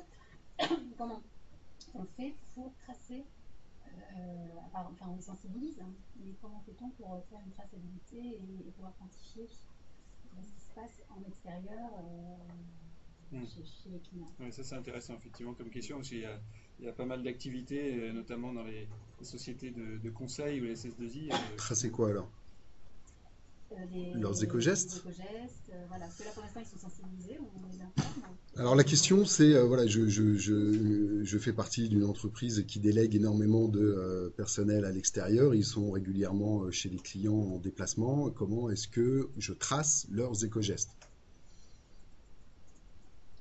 Je me pose la question. Oui, alors, moi, ce qui me vient tout de suite, c'est pourquoi vouloir tracer leurs éco-gestes. Ensuite, deux, c'est pas possible. Enfin, à part leur demander quels sont les éco-gestes que eux font, voilà, effectivement, vous pouvez faire des enquêtes individuelles. Nous, lorsqu'on fait le bilan environnemental d'un site, on va avoir une étude documentaire où on va demander tout un tas de factures sur une année de référence, voilà, quels sont les achats du papier, ordinateur, etc., etc. Ensuite, on a un questionnaire d'enquête où on va venir effectivement avec nos 650 questions et voir ce qui fonctionne, ce qui ne fonctionne pas. Et on complète toujours ça par la visite du site, ça c'est évident, et par une enquête individuelle des collaborateurs qui est une enquête anonyme où on va, au travers d'une quarantaine, une cinquantaine de questions, leur demander quelles sont effectivement les bonnes pratiques, les éco-gestes qu'ils vont mettre en œuvre au quotidien pour pouvoir mettre en lien un petit peu les pratiques de la direction, les équipements et les procédures sur le site et ce que eux réalisent comme éco-gestes éventuellement. Et c'est une enquête que l'on peut renouveler au bout de 1 an, 2 ans, 3 ans pour voir. Mais vous ne pouvez pas les fliquer au quotidien, c'est pas possible. Après, ils vont, eux, s'adapter de toute façon aussi aux environnements dans lesquels ils vont, parce que s'ils ont l'habitude de faire le geste de tri chez vous, parce que vous avez mis tout ça en place, mais qu'il n'y a pas les corbeilles qui sont bien identifiées ou bien disposées chez le client, ben, ils ne vont pas pouvoir le faire. Ce que vous pouvez faire, le plus pertinent, s'il y a beaucoup de mobilité, pour moi, c'est vraiment le bilan carbone. C'est-à-dire de se dire, là, un des impacts, les deux impacts, je l'ai dit rapidement tout à l'heure, les deux impacts majeurs au bureau sont les déplacements domicile-travail et le chauffage. Donc si là, vous êtes sur une société où il y a énormément de déplacements, c'est un impact qu'il faut prendre en compte de façon assez prioritaire. Et là, du coup, c'est d'essayer de favoriser la mobilité, l'écomobilité, la mobilité durable, avec le remboursement. Alors après, il y a plein de solutions, mais le remboursement à 100% du pass Navigo si vous êtes en région parisienne, l'abonnement au Vélib, etc., etc. Et éventuellement de faire, je ne sais pas quelle est la taille de l'entreprise, mais si c'est pertinent ou pas, un bilan carbone pour voir l'évolution des émissions. Maintenant, savoir s'ils font les éco-gestes que vous leur préconisez ou pas à l'extérieur, ben non. Non. Enfin, moi, après s'il y a une start-up qui est là, branchée, qui se dit, tiens, il y a un truc à inventer sur le téléphone, parce qu'on a tous un téléphone sur nous, ou il existe une solution où vous pouvez aussi les engager à faire des éco-gestes. Il y a une petite entreprise qui existe depuis, alors je le suis de loin, mais qui s'appelle Koum. C'est un jeune homme qui a monté ça il y a quelques années, où il va, lui, mettre en ligne des éco-gestes et vous allez vous engager à faire ces éco-gestes-là. Et du coup, la masse des personnes qui s'engagent vont faire en sorte que, vous voyez, vous n'êtes pas tout seul, donc vous allez peut-être plus le faire. Mais encore au jour le jour, suivre s'ils le font ou pas, on ne peut pas. À part sur du déclaratif, c'est-à-dire que vous allez leur demander, ils vont répondre s'ils le font ou pas. En tout cas, moi, j'en connais pas de solution. Si maintenant quelqu'un en connaît une, je veux bien la connaître, mais de toute façon, je pense pas que les gens soient prêts à être suivis d'aussi près pour savoir si effectivement, ils ont jeté le déchet au bon endroit, bien éteint leur ordinateur. Après, vous pouvez aussi avoir un paramétrage, ça se fait au niveau d'un service informatique, d'avoir la main sur l'ensemble de votre parc informatique, même des portables qui sont ramenés à la maison, pour faire en sorte qu'ils soient mis en veille de façon prolongée au bout d'un certain temps d'inactivité. Vous pouvez aussi, on appelle là le droit à la déconnexion, faire en sorte que ça s'éteigne à telle heure, etc., etc. Maintenant, ce que eux font concrètement à titre individuel, Moi, je pense que ça passe avant tout par la sensibilisation et la conviction des collaborateurs. Il faut qu'ils adhèrent voilà, aux valeurs et aux pratiques de l'entreprise. Bon, parfois, ça se fait facilement avec certains collaborateurs, d'autres, c'est plus du long terme, mais je pense que ça passe plutôt par une méthode douce de sensibilisation pour arriver à les convaincre, pour qu'ils mettent en œuvre les pratiques aussi, et que ce soit un réflexe, hein, où qu'il soit dans l'entreprise, qu'il soit chez les clients ou en déplacement.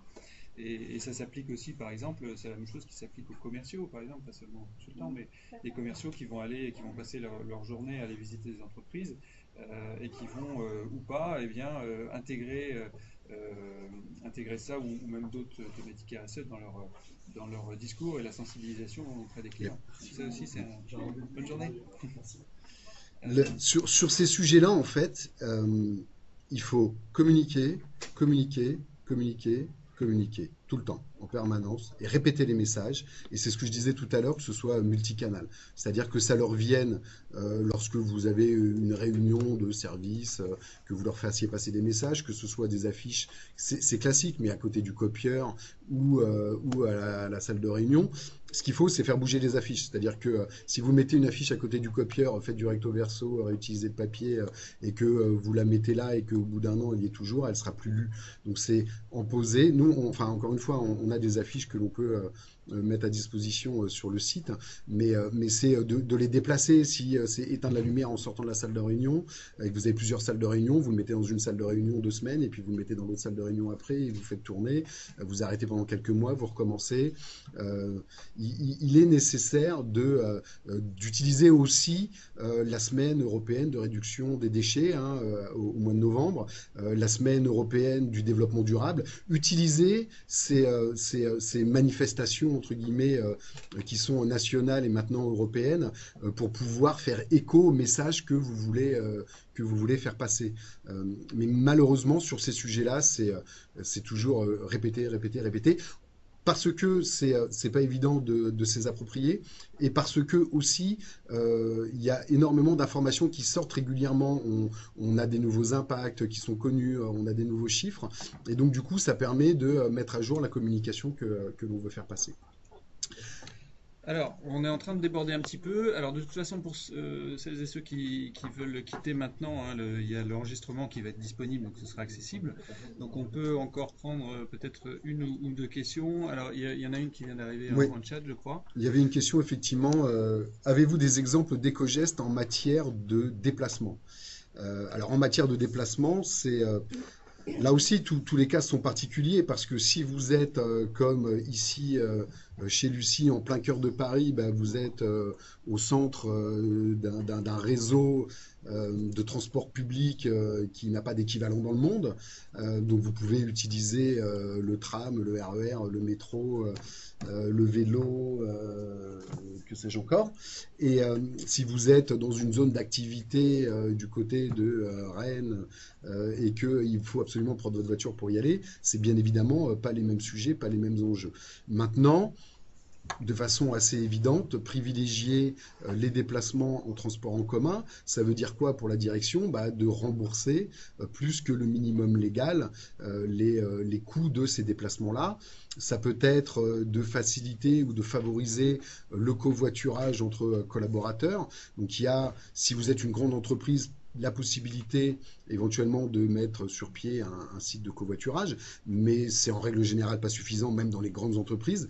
Donc là, ça nécessite d'avoir une démarche qui soit élargie aux entreprises qui sont installées pas très loin de chez vous, et donc d'essayer d'avoir une solution qui puisse permettre à ce que les collaborateurs de plusieurs entreprises s'aident pour faire du covoiturage, de promouvoir aussi les solutions d'autopartage.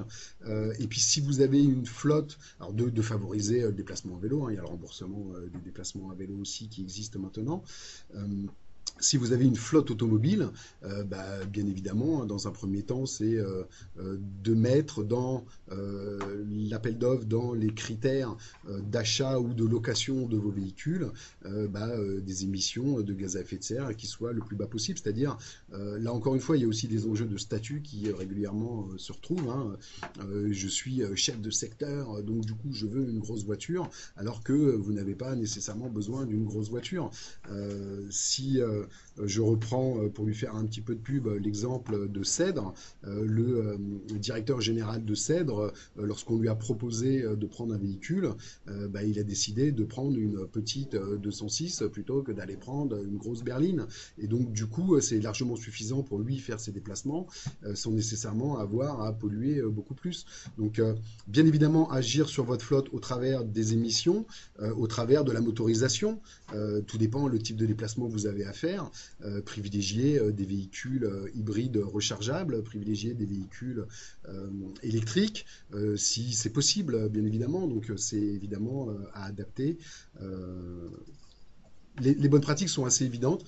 Maintenant, ce qu'il faut, c'est les inscrire dans la politique pour qu'elles soient validées et qu'elles soient mises en œuvre à chaque fois. C'est-à-dire ne pas donner au collaborateur la possibilité de choisir son véhicule, mais lui imposer une certaine gamme de véhicules avec des émissions maximales ou une motorisation qui soit particulière. Là, sur la mobilité, hein, c'est pareil, il existe aussi voilà, des sources d'informations qui donnent des exemples, on a cité tout à l'heure, mais ça rentre aussi dans les bonnes pratiques environnementales, et donc au même titre que la consommation de papier, etc., sur la mobilité, il y a aussi des sources qui permettent d'avoir Et justement puis, des il va y exemples de avoir bonnes pratiques. aussi l'obligation à partir de 2018 de faire un plan de déplacement d'entreprise, hein. Là, encore une fois, tout dépend de la taille de votre structure, mais à partir du moment où vous serez plus de 100, à partir de janvier 2018, vous aurez l'obligation de faire un plan de déplacement d'entreprise. Ici, sur l'Île-de-France, mais ça peut être consulté par tout le monde, il y a un site qui s'appelle Promobilité, qui a été fait par la région, et à l'intérieur, vous allez trouver tout un tas de bonnes pratiques, et notamment quelle est la démarche à suivre pour pouvoir faire son plan de déplacement d'entreprise. Donc c'est évident que ça va partir de votre situation particulière.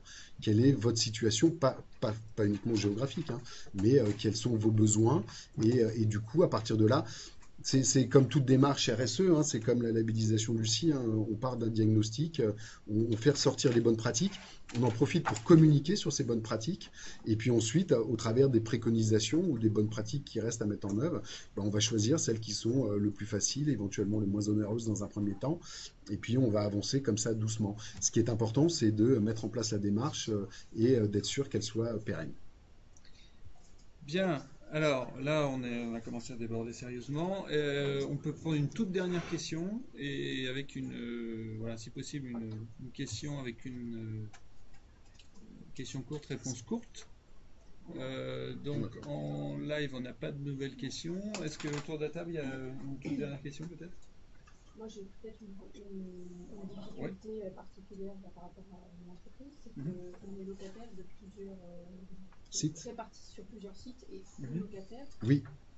C'est vrai que c'est difficile, enfin, on n'est pas forcément moins maître de ce qui est fait dans les bureaux qu'on Oui. partage. Oui. Est-ce Qu'est-ce que je peux faire? Voilà. Voilà. Est-ce qu'on peut, enfin, en tant que petit locataire, en plus dans des grands bureaux entre guillemets, Oui. partager, est-ce que c'est possible de motiver un propriétaire? Là, on a la question. Je suis locataire multisite, donc j'ai des bureaux sur différents sites, mais je suis un petit locataire dans un grand immeuble. Qu'est-ce que je peux faire? Là, bien évidemment, vous avez les éco-gestes que vous pouvez faire au quotidien. À partir de là, sinon, bien évidemment, ça va forcément dépendre fortement du propriétaire et des autres locataires aussi, sur tout un tas de sujets. Maintenant, sachez donc, ça n'empêche que vous pouvez aller le voir, le propriétaire ou le gestionnaire du site, parce que souvent vous avez un gestionnaire qui est présent sur le site, pour lui faire part de vos préoccupations, parce que si ça a été fait par d'autres locataires, au bout d'un moment, ça va peut-être l'obliger à le bouger. Nous, on travaille avec des foncières et on sait que ce sont aussi chez les propriétaires des sujets qui sont prégnants, hein. Il y a des obligations. Alors vous êtes sur des petites surfaces, mais à partir du moment où vous avez au moins 2000 m² de surface, vous avez l'obligation de passer un bail vert avec votre propriétaire. Donc vous avez l'obligation d'avoir une démarche à ce niveau-là. Donc même si vous êtes un petit locataire, il a forcément sur un site plus important, lui, des obligations par rapport à des surfaces qui sont plus importantes. Donc vous pouvez aussi intégrer la discussion.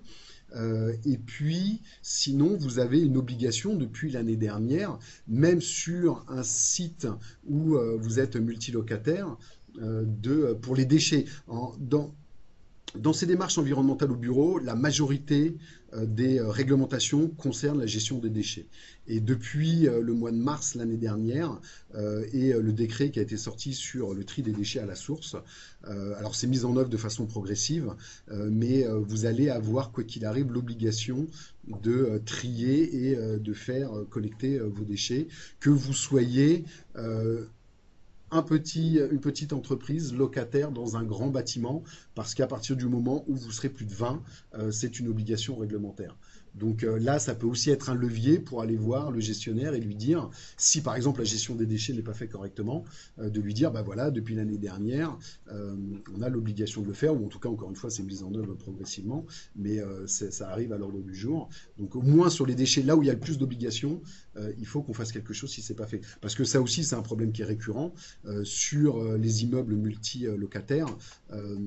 Voilà, si le propriétaire ne met pas en place la surface nécessaire pour qu'il puisse y avoir les containers en bas d'immeuble et que derrière la collectivité par exemple ne passe pas pour faire de la collecte sélective, du coup il se passe rien, puis personne ne fait rien parce que c'est pas moi qui suis responsable. Donc c'est compliqué, hein. Non, clairement c'est compliqué, et il vaut mieux que le propriétaire soit moteur sur ce sujet-là plutôt qu'il ne le soit pas, parce que sinon on s'arrache les cheveux, très clairement. Bien, voilà. Je pense qu'on va pouvoir s'arrêter là. Merci beaucoup. Bien, merci beaucoup à toutes et à tous. On espère que ça vous a intéressé et surtout que ça vous a donné des idées pour agir.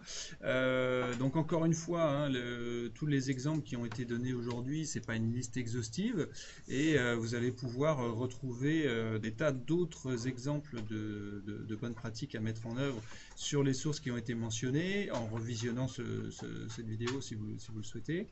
Et puis aussi avec les outils gratuits de riposte verte sur le site internet, où là c'est vraiment une source vraiment très, très importante qu'il ne faut pas négliger, parce que avec des petits outils tout simples, parfois ça permet vraiment de mettre en place des actions concrètement et d'avancer sur ces sujets-là et de mettre en place des bonnes pratiques. Donc il y a des choses toutes simples à mettre en œuvre qui sont faciles à faire et à portée de tous. Donc merci beaucoup Cyril pour l'intervention d'aujourd'hui. Merci à vous. Encore une fois, cette présentation, vous allez pouvoir la retrouver sur notre site, alors peut-être pas dès aujourd'hui, mais en tout cas demain. Et donc n'hésitez pas à la revisionner, à la transmettre à vos collègues et aux gens autour de vous, pour essayer de diffuser un maximum ces bonnes pratiques. Et puis on se retrouve prochainement pour un autre Luciminaire sur un autre sujet, une autre thématique RSE qu'on pourra recouper avec une partie du référentiel Lucie. Donc on aura un autre intervenant, c'est quelqu'un d'autre de l'équipe Lucie qui introduira le sujet. Donc le sujet n'est pas encore connu, la date non plus, mais on reviendra vers vous prochainement pour vous en informer, en espérant que vous soyez tout aussi nombreux à suivre ce Luciminaire. Et donc encore merci et à très bientôt, et ne vous découragez pas, continuez vos bonnes pratiques et continuez à sensibiliser vos collaborateurs pour être de plus en plus responsables. Merci beaucoup encore, très bonne journée et à très bientôt. Au revoir. Au revoir.